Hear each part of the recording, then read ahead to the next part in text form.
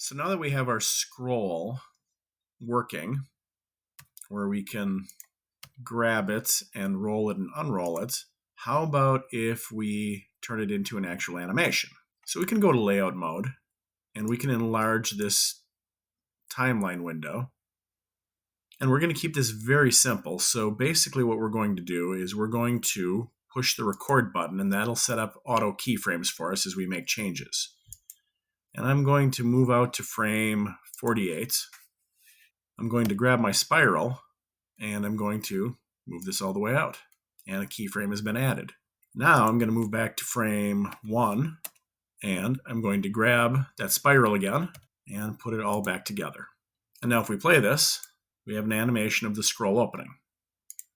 Now closing it is just going the opposite direction, but if we want to, we can just go ahead and select these. I can do a Shift D to duplicate and grab them and move them out over here.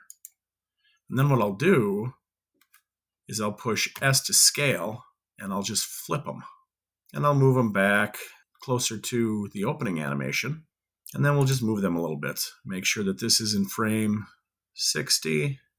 And since I took 48 frames, which is about 2 seconds, I'll do the same thing here. So we will move this and make sure that it is in frame 108.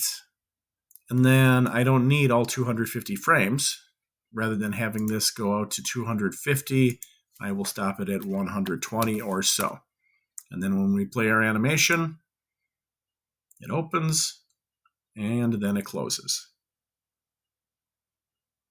And for my purposes, I think that this is just fine.